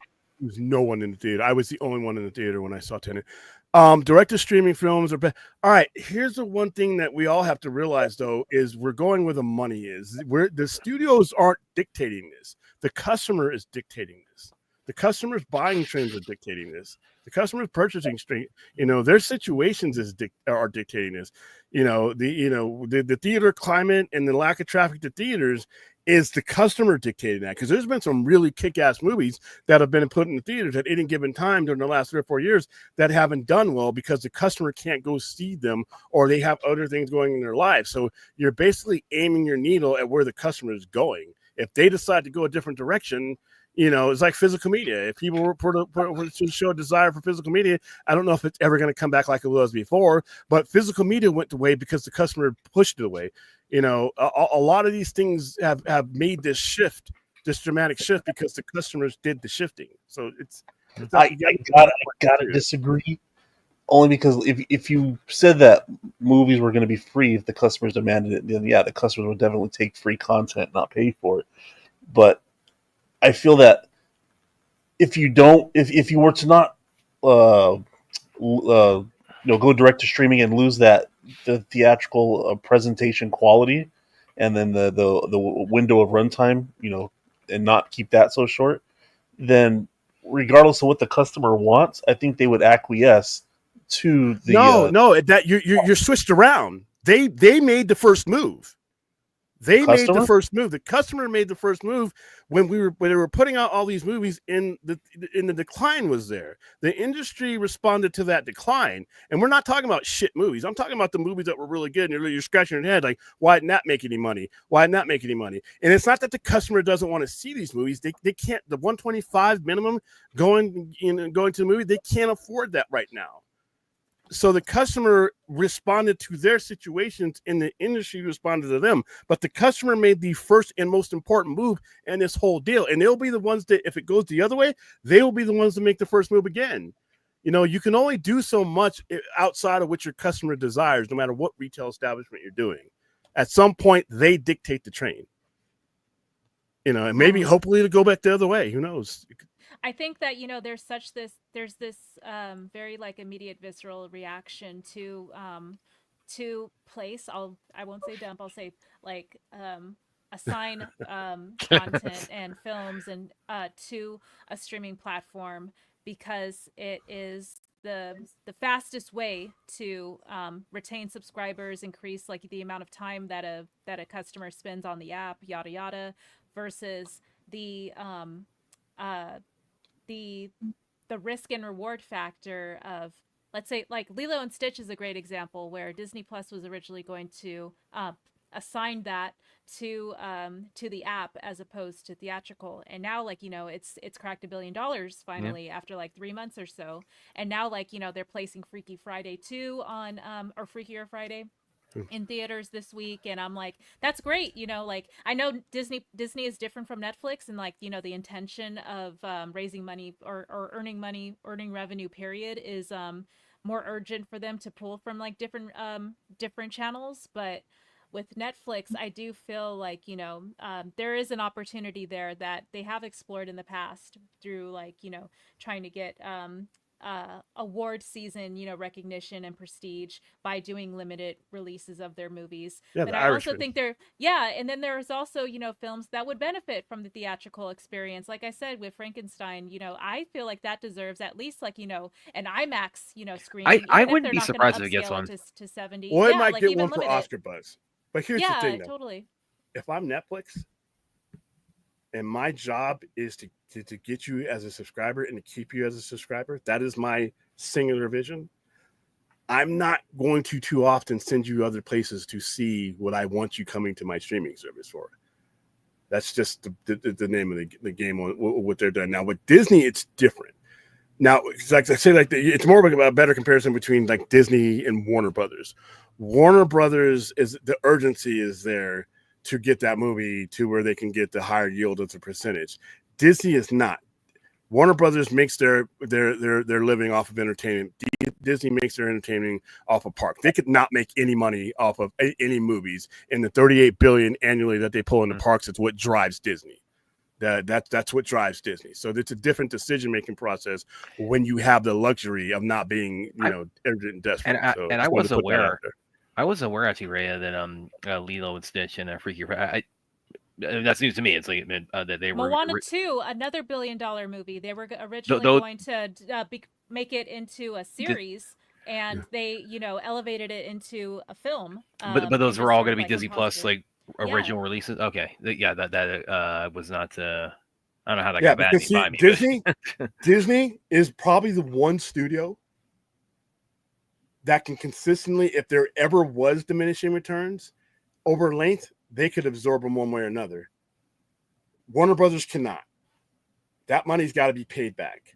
Paramount cannot. Whatever with the green lighting of most of their movies, a lot of their movies was like, where's our back end? Where's the bulk of our money coming, and how fast are we getting it back so we can take that money that we lent you and put it into something else and make our money back with interest, because they're paying that money back into these financiers with interest, and then they get first dollar profits. Whereas Disney, like I said, you got that $38 billion pony back there that really makes a lot of these cuts in issue. They can withstand things a lot better than, and even they can only do it to a certain point. Well, and to Ray's point, I mean, there are instances, I think, in the post-COVID world where you can point to where like Top Gun Maverick, I think, is probably the most cited example of something that was there was that too. Yeah, there was internal fight about and Tom Cruise really stood his ground about no, this is going to be, if we have to kick it back 6 months at a time until it's we get the all clear to release theatrically, we're going to do that. He did, and lo and behold, I mean, that ended up benefiting them pretty tremendously. So for every Top Gun Maverick, though, there's the majority of movies that cannot do that. Well, but so where do you if you're the decision maker on that, where do you kind of draw that line of distinction of okay, this is something that this is going to be head to streaming primarily, and this is going to be we're going to back this theatrically as where it's going to get its initial debut. The parameters of what I founded the project under. So if I went to my investors and I laid out a game plan and I laid out a chart and saying, this is how much I need from you, this is the percentage that I need to pay back, this is the percentage off the top you're making, and this is when we're making it back. This is our window for getting you back your money so that your money is not devalued and turn around. Now, what Tom Cruise did, Tom Cruise was a producer and he talks directly to those people and they bet on Tom Cruise. But Tom Cruise, as Pete Mitchell, is not in every single movie.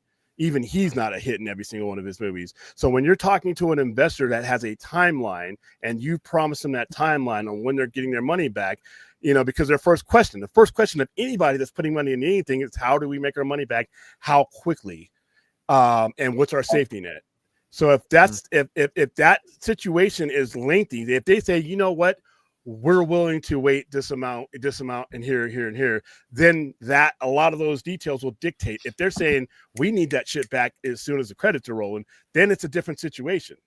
So that it's gonna depend on that. The example that I use with if we're talking about the actors that feel like they're taking up residencies by working for specific companies, a lot of the industry feels that way as well. Like we're talking about how Disney doesn't need to make movies to get by. They kind of hobby in movies. Apple the same way. They kind of hobby in movies.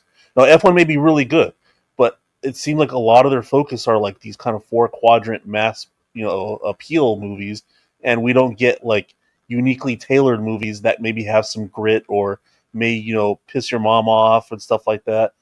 They don't really feel like they're making movies that are for individuals. When we made those movies, nobody showed up. When we made those movies, nobody showed up. And what happened?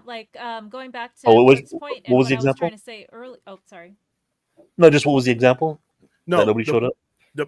Okay, when we make these movies that you're talking about, how many times have we been on any of these streams and been like, man, why didn't anybody go see this movie? This fucking movie was awesome. So once again, the customer is driving that trend. Mickey 17. No, I'm not talking about a Mickey 17 or an original or just originals. I'm just talking about movies that have different types of feels. Because it feels who decides whether those movies are desirable? Well, no, but people have to know that they're out there.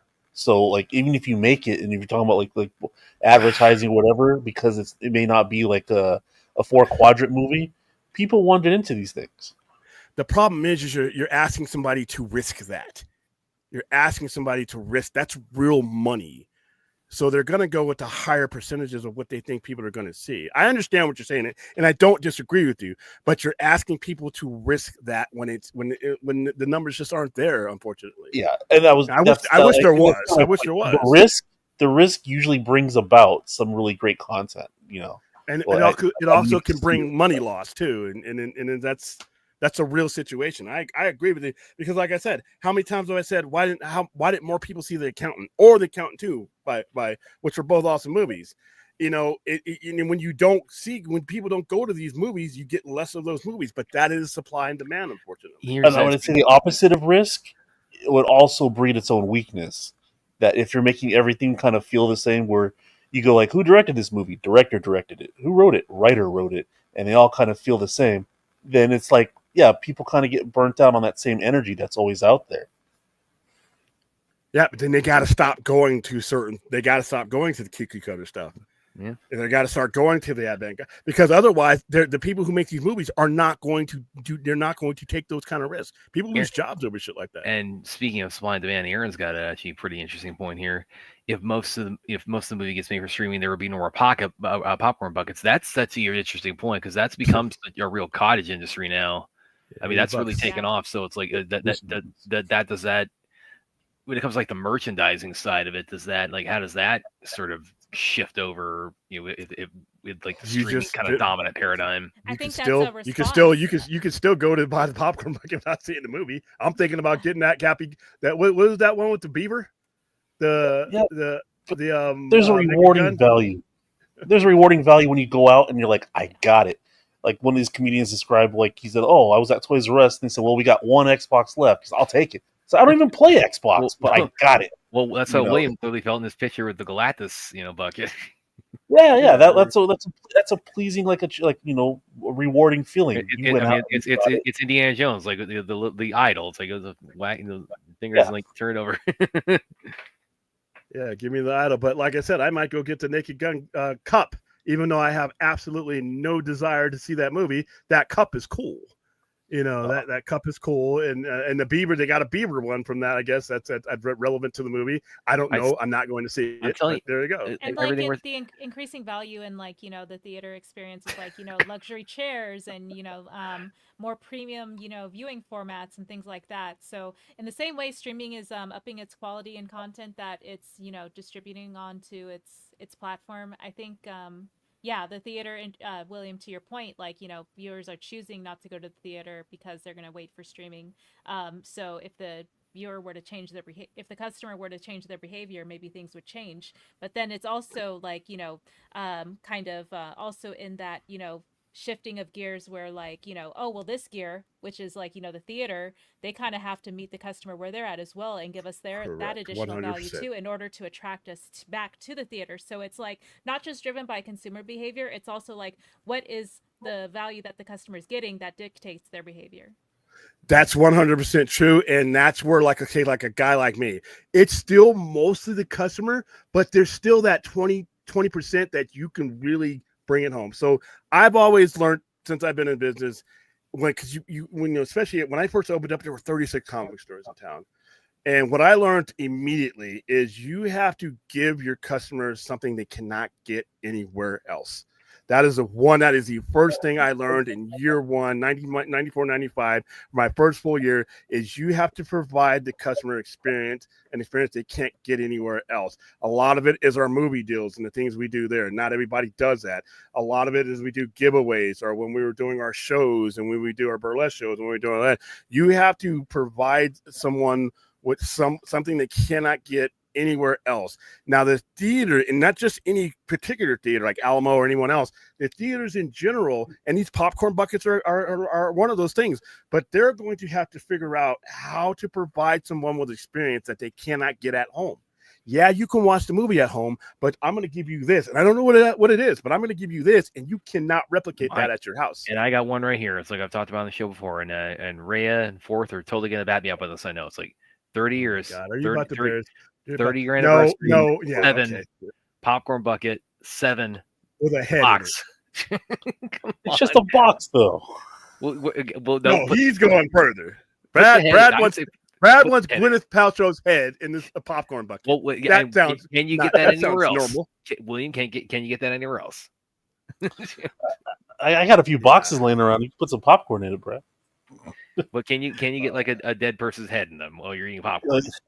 That's the kind of publicity that you probably don't want. But yeah, that's the kind of experience that you're going to need. How would you feel, William, if people that how you have your extracurricular activities and shows and stuff you put on?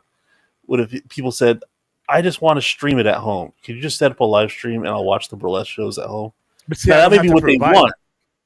No, that may be what they want. How do you feel about it? I don't quite understand the question. How would I feel about? You wouldn't do it because remember, I'm bringing on an add-on because that's not my main thing. Remember, we're still trying to sell the main thing. The main thing is the main thing. So when I'm bringing you into something else, it's to get you in my store. When I'm doing something different at these theaters, it's to get you to the movie. It's to get you to buy that popcorn or high markup and all that, and get you to buy the popcorn bucket. So you can't. The whole point of that is you can't get that. But I'm trying to augment the thing that is flailing. If the movie is failing, but I think I can create an experience to where not only are you coming to the movie, now we've all discussed the whole word event. Now it's an event. Now I'm coming in, you're coming in, and I have like a toy store with shit you can only get. You can't even get in. You can't even get in this little part of the place without a movie ticket or without a popcorn ticket or something like that. And it becomes a trend. You know, and I'm not saying it has to be that. Just what pops up in my head because I'm looking at toys right now. But something in general, there's something in the movie or something about the movie. There's a deal somewhere that you can only get that connection at that theater. You have to give somebody, no matter what business it is, by the way, there's a thing that distinguishes you from this and that is what you provide them. And if they think, okay, now I can justify getting off my ass and getting over there. That's the whole point of it. And that theaters are not doing that right now as much as they can, and much as I think they will, because it's adapt or die. They're going to have to get to that point. Or I got be non-existent. I got a good one for you, William. This is the ultimate gotcha. Oh Lord. Would you prefer that more people go into a comic book store and buy their comics, or online download them at home? In store, because I'm biased. That's an easy one. I'm biased because I became what I am because that random encounter, because that person to person. I think the internet has fucked that up. I think Twitter and YouTube have fucked that up because you have a different candor and respect for somebody when you are sitting at a table. And even if you disagree on a comic book character, you realize, you look around, you're sitting amongst all this shit, and you're in a brotherhood. No matter, and the discussion is different. The expansion is different.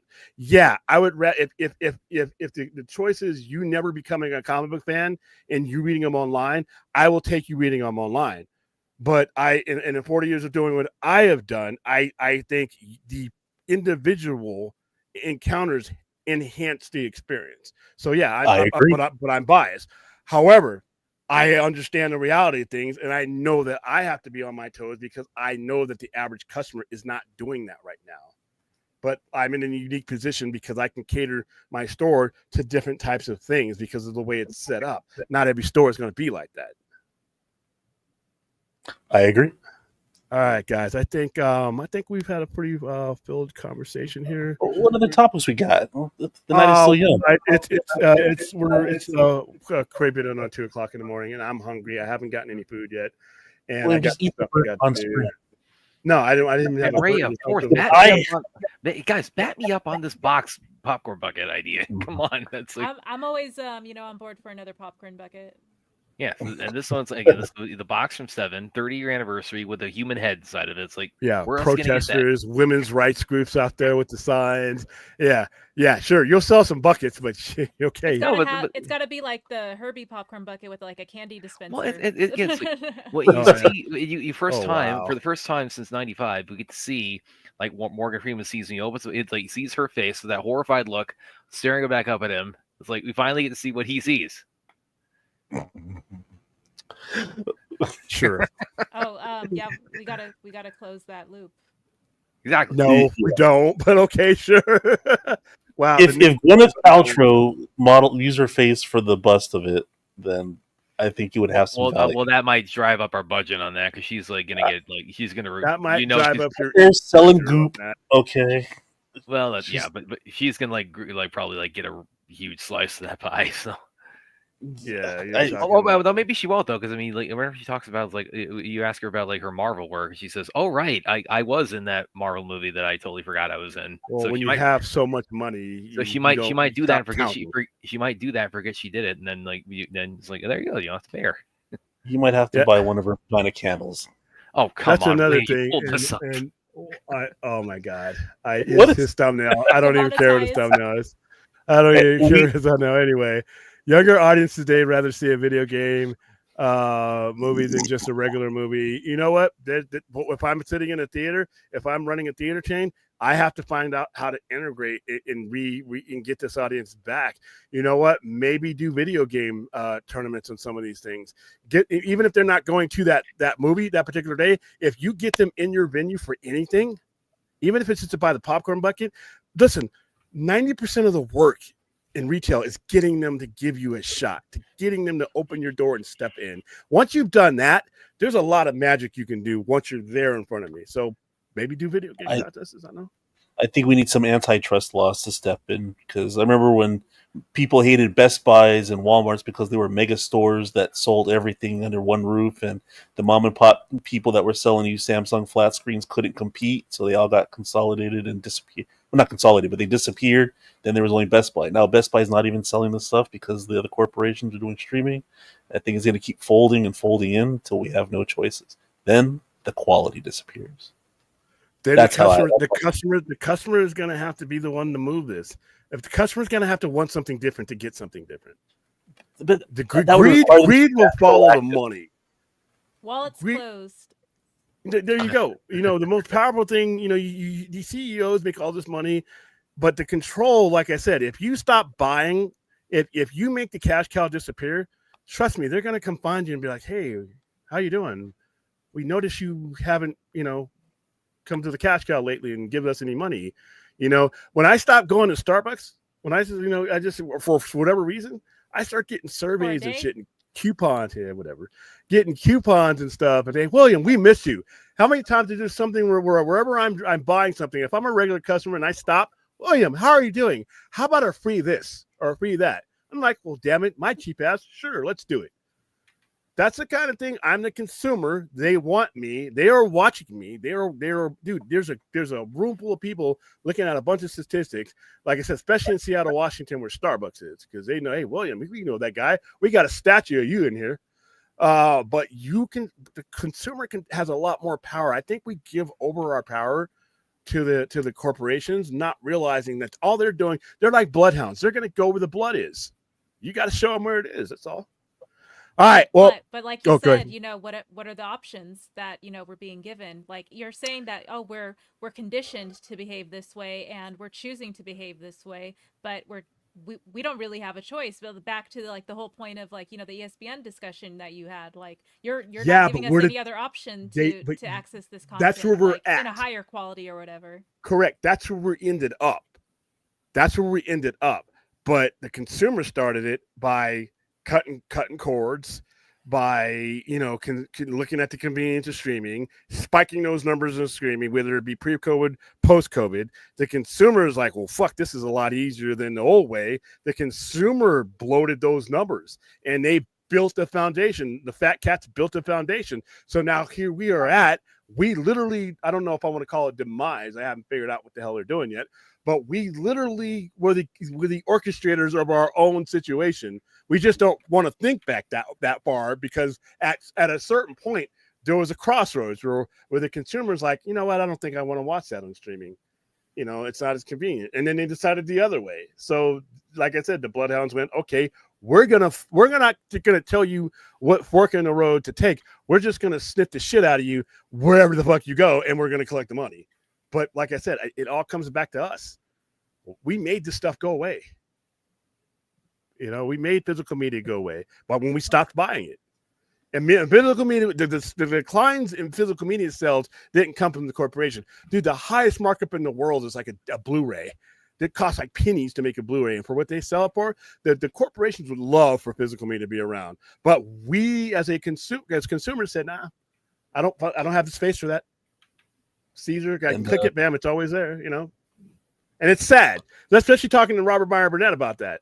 That guy owns every piece of physical media that ever be created, and you see the eye, look in his eyes when he realizes that it's going away and who did it. So there you go, bringing up Robert Meyer Burnett again. William, do you want to be somewhere else? Well, before I interviewed him, I wanted to be somewhere else besides San Diego. But yeah, I see the way your eyes light up every time you say RBM or RMB. How many high-end guests do I have? That's like a that's like an A-lister for me. Jay Oliva, yeah, you have. Yeah, we'll have Jay Oliva soon. Eagerly, you know, available. Yeah. Yep. Hopefully, well, I won't announce that yet because I don't want to jinx it. You got to advertise your interviews, William. I just so happened to stumble upon your Bambi interview. I blasted that everywhere.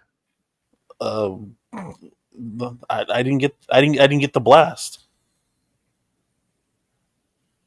I just stumbled upon it. Like I said, I all the means that I used to advertise the ones that I got like 1,000 views on from them.